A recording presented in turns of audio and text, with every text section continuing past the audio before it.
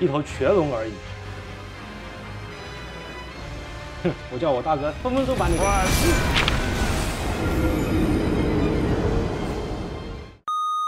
最近黄金树幽影终于上了，我终于感受到了什么叫做数值的美。在被高老贼的恶意搞得红光了好几次之后，我决定来推荐一些高性价比的、刷了也不太心疼的外设，来缓解我心中的愤怒。外设包含键盘、鼠标、手柄、音箱、显示器，价格从几十到500不等，排名不分前后。先从鼠标开始，鼠标我推荐的是爱石头 HE3 SE 版，到手价89元。可以说这款鼠标是独魁 mini 的终极平替版，它是3模设计，尺寸是120×62×38，比较适合手小的玩家。它整体做了轻量化的设计，重量是54.5克左右。它整体握持感比较贴手，按键力度适中，侧键的大小和位置也是中规中矩，没有什么特点。这款鼠标我最喜欢的点是它快拆卡扣电池，真是天才般的设计。平时打游戏打到一半没电了，可以直接拆下换新的电池。电池用的是 C 口充电，不用专门的充电器，一根线解决所有问题。这款鼠标的 SE 版用的是3325的传感器，我这种猪手是感受不太出来传感器的好坏之分的，所以 SE 版就够用了。如果大家对于传感器有需求，那他们的标准版和 Pro 版有3395的传感器，但我个人认为可以但没必要，毕竟 SE 版89元的价格，即使红温摔了也不心疼，甚至电池还能保留下来给新的继续用，可以说是红温专用鼠标了。妈的，我今天就不信打不过你了。键盘我推荐的是 SKN 青龙 4.0， 到手价339元。虽然它的价格到了300，但它也是卷王中的一员。我选的是青龙雷，整体是黑白灰的配色，重量是1160克左右。它是3模设计，切换各个模式是按 FN 加数字键。它拥有4000毫安的续航，一般。我最喜欢的是它 F 键列和数字小键盘。F 键列是一个标准尺寸的设计，数字小键盘则是设计了一个2U0，非常适合日常使用盲操。这也是我当初买青龙 3.0 的原因。我个人觉得 4.0 的键帽手感会比 3.0 好很多。一点都没有割手感，但是包裹感一般，所以我在网上也看到很多人吐槽说这个键帽太小，容易误触。如果大家有兴趣，可以7天无理由买回来试一试。作为一把客制化键盘，它支持 VIA 改键和全键热插拔，它本身轴体是烈焰红轴2代，大家可以听听声音。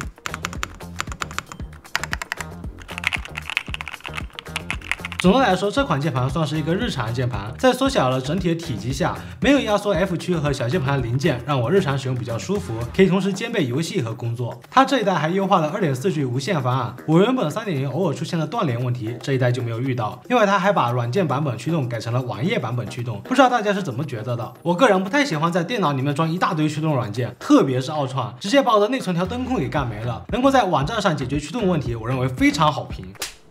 怎么了？别吵，我在烧烤。驱动的网页是多少来着？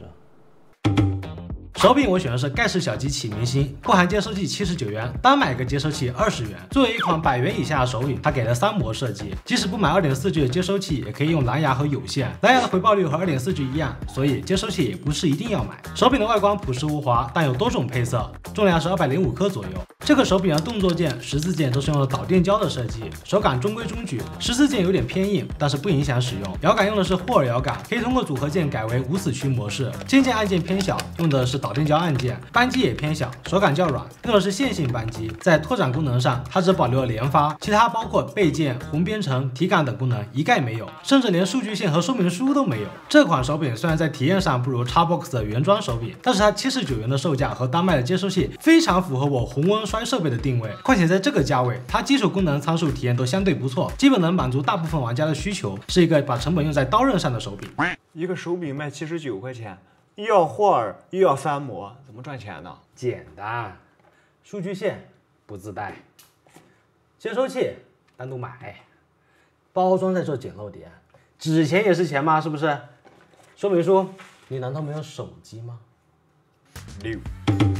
音箱我选的是漫步者电竞 G15008桌面音箱，到手价199元。桌面音箱我们也用了好几种了，兜兜转转，最后还是选择了它。这款音箱包含了4个发声单元，也有虚拟7.1声道和3种音效模式，但这些都不是吸引我的地方。我看上这款音箱的主要原因就是因为它这个麦克风。这一款200元价位的桌面音箱，它不仅带麦克风，还带回音消除，音箱发出的声音麦克风都可以过滤掉。不知道各位有没有跟我一样的，我开黑最喜欢干的事情就是公放还开自由麦。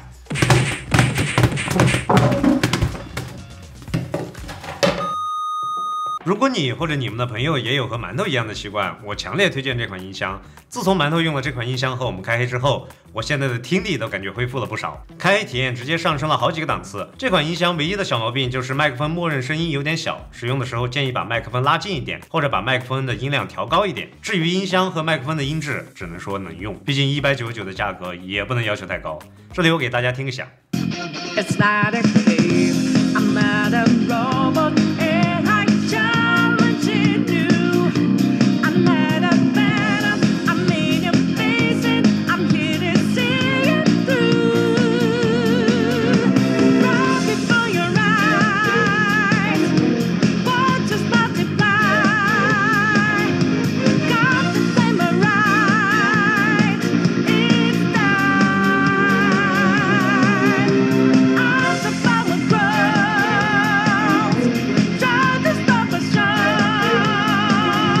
Life as we go dry, stop time.